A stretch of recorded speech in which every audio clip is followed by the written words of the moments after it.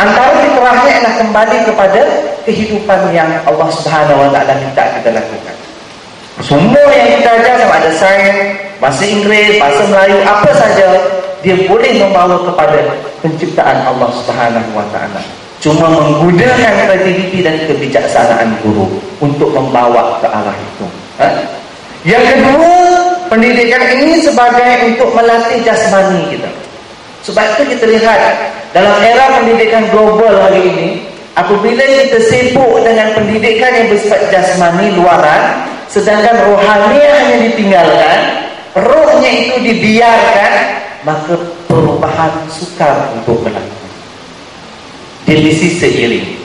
Insya Allah dengan izin, kalau sekiranya kita memberikan penekanan kepada aspek rohaniah, yaitu rohnya sehat, rohnya selamat, jasmaninya akan sehat. Tapi kalau rohnya sakit, maka itu yang kita, berbagai benda yang kita nak jadikan sebagai sesuatu untuk diselamatkan. Di samping yang ketiga, kita kata pendidikan ini sebagai satu proses untuk mendidik moral manusia. Sesuai dengan apa disebut oleh panelis yang kedua, Rasulullah SAW dibangkitkan untuk menjana modal insan. Lama modal. Maknanya cerita modal insan daripada dulu lagi. Kita baru jumpa perkataan modal insan. Dan Allah Subhanahu wa taala telah memberitahu kepada manusia melalui Rasulullah SAW, disebut innama bu'istu liutammima makarimal akhlaq. Sesungguhnya aku dibangkitkan untuk menyempurnakan akhlak manusia. Sesuai dengan guru-guru sebagai pewaris para nabi, al-ulama warasatul anbiya.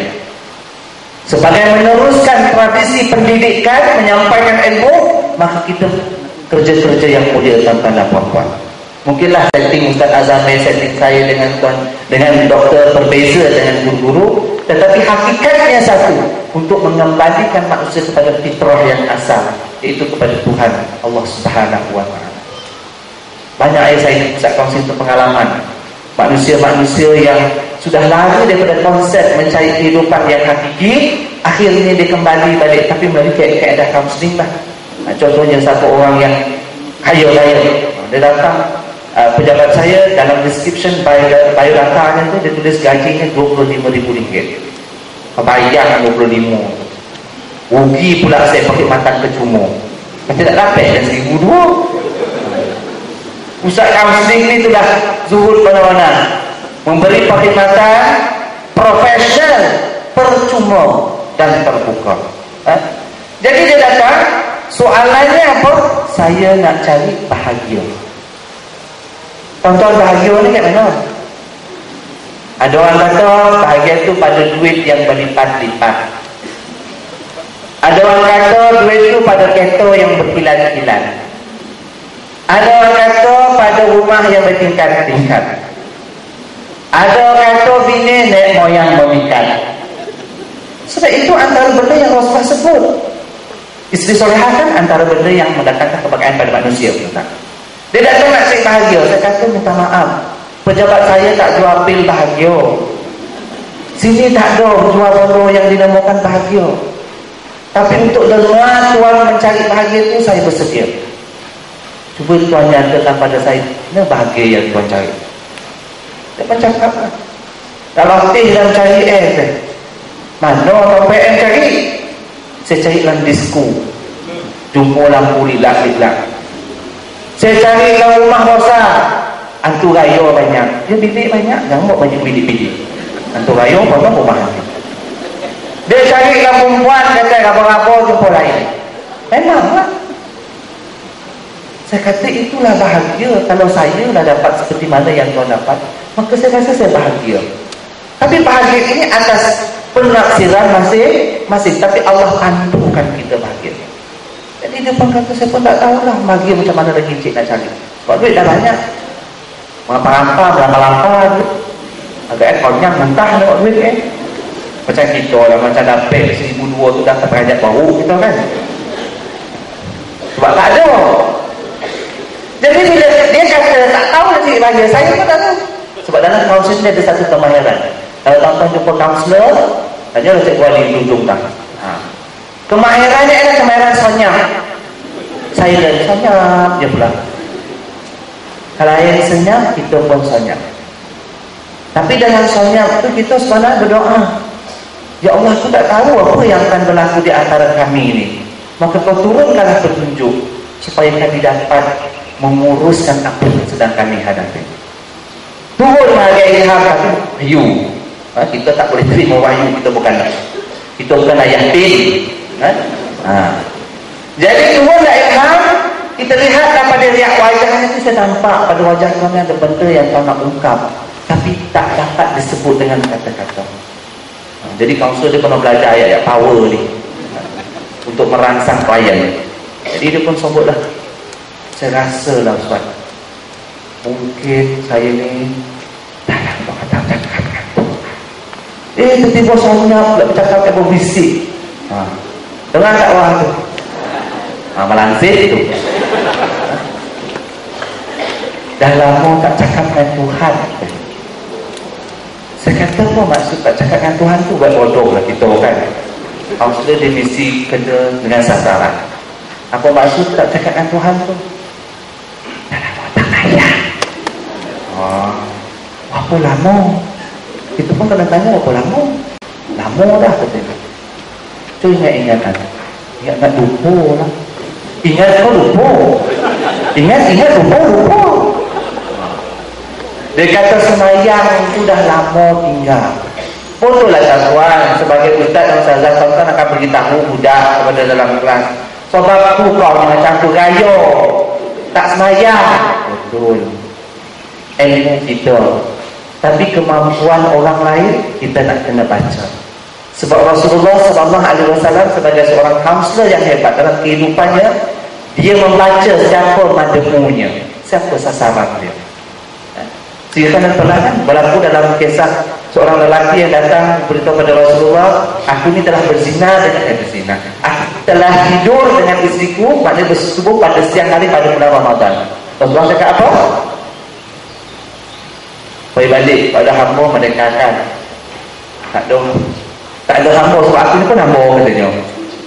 Betul tak ada hamba apa nak buat ni katanya. Puasa 2 bulan, tak harap tu. Tak larang puasa katanya, beri makan orang miskin 60 orang, betul kan? Lepas tu dah dia pun miskin, kata Nabi, ambillah buah taman ni, kau boleh beri keluarga kau. Punyalah Nabi itu sebagai seorang kaunselor yang memahami siapa sasaran. Sebab tu dia empati, belajarlah empati Rasulullah SAW. Jadi bila dia kata semayang tu dah dia lama dah tak buat, maka kita perlu semangat. Jadi apa yang membolehkan saya ingat pada mengingatkan tuan pada semayang? Perbuatannya tu ingat Ustaz, baca tu dah lupa. Baca dalam semayang ni baca perangkat kuat. Jangan disusah-susahkan Ustaz. Diberikan kemudahan. Baca wajib yang betul adalah Fatihah. Betul tak? Coba baca Fatihah. Mandu dah Ustaz la'an saya. Baca kan mau la'an, kalau betul mau la'an. Dia pun baca. Bismillahirrahmanirrahim. Jadi orang tak tahu orang telinga ni. Rupa-rupa sebut similah. Tanya dia, bini nama milah. Tak benar katanya. Dan sebut milah ni. Makna dalam konteks kita nak mendidik, kita kena lihat apa keupayaan yang ada. Tapi dalam masa yang sama, penyesuaian itu penting untuk kita menyerapkan unsur-unsur pendidikan tersebut. Nanti dalam usaha yang kedua banyak dicerita kalau nak dengar. Justru itu pendidikan dari kacamata kehidupan beragama, tak kiralah kaunseling ke apa-apa saja yang kita buat, dia adalah untuk suatu proses pendidikan seumur hidup manusia. Untuk bayangkan, sebab itu tadi dibaca satu. Kalau Perdana Menteri, siapa jadikan dia Perdana Menteri? Betul tak? Siapa mengajar isi itu? Siapa yang mengenalkan nombor? Sebab itu kita patut ada anugerah cikgu tadika. Cikgu tadika tu dia lupa kan, betul tak? Dia bersepakat rahan yang menjadikan kita ni cikgu juga kepada manusia lain. Tapi jangan orang nak melihat cikgu yang mula-mula kenal kita isi dan 1, 2, 3. Sebab basic itu. Sebab itu saya bila ada program dengan Kemas, sebab talikan di bawah kemas. So kita beritahu cikgu kemas, jangan rasa kocik. Kedudukan cikgu-cikgu kemas yang tak komen-komen ni besar di sisi Allah Subhanahu Wa Taala. Sebab melatih manusia daripada baring kepada menyarap, daripada menyarap kepada merangkak, daripada merangkak berdiri kita berbaring dan sebagainya. Itu hebatnya cikgu ni. Jadi di sini kita lihat kefungsian kita dalam kehidupan ini bukan setakat mengajar, tapi kita menjadi murabbi tadi itu. Jadi Rasulullah SAW pernah mengungkapkan dalam kata-kata hadisnya, adibni rabbi fa ahsin ta'dibi. Tuhanku, ini doa Rasul. Rasul pun berdoa, wahai Tuhanku, didiklah aku dan jadilah pendidikan aku itu yang terbaik. Jadi sekali kita, cikgu ni nampak boleh nyam. Sonang-sonang ni katanya, ni Johnny yang kacang ni cikgu ni katanya. Nanti kadang-kadang cikgu gimeh pun tak tinggal kelas duduk dan ambil buku. Pak ni kepala dia katanya, kau ngajar lah sendiri katanya. Sampai tahap tu aja kawan saya tak dapat mengawal kelas. Salah satu daripada ilmu yang akan dibekalkan kepada guru adalah kawalan kelas. Betul doktor ya? Bagaimana nak kawal kelas? Sebab tu hari ini kesejahteraan cikgu nak gunakan kebijaksanaan. Bagaimana kita nak kawal kelas kita? Kadang-kadang budak ni dia suka dengan cerita. Tu saya tundusi tadi tu. Cerita lah lama tak ngajar lah sudah kan? Tak boleh dia. Saya tundusi itu nak menarik perhatian dia. Kemudian mungkin kaedah yang kita boleh gunakan dengan pelbagai persediaan dan juga peralatan yang ada di sekolah. Kita boleh guna macam-macam. Tapi saya lah sebab saya ustaz. Kalau ustaz ni ngalih, tak kosong. Itu pula masalah kan. Kita kena dengan seiring dengan teknologi. Banyak kalau kita boleh guna cikgu-cikgu. Kita boleh main Wheel of Fortune dalam kelas dalam bentuk bahasa Arab. Rupa-rupa budak tunggu teknik-tekniknya macam tu. Sebab di sekolah kadang-kadang bila kita terlalu serius dengan pelajar akan cepat bosan. Ini semua tekanan-tekanan yang akan dihadapi dalam kelas kita. Bila dia bosan, dia akan buat gangguan.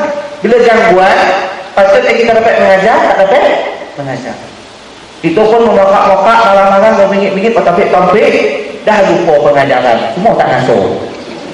Kau beli sesuatu pal kelas, kau pergi padang kamu kumpul. Itulah pula kau cek ni. Nasib tak kau dapat cikgu macam tu. Tapi saya rasa cikgu-cikgu ada persediaan itu. Kemudian bersedia meningkatkan nilai diri.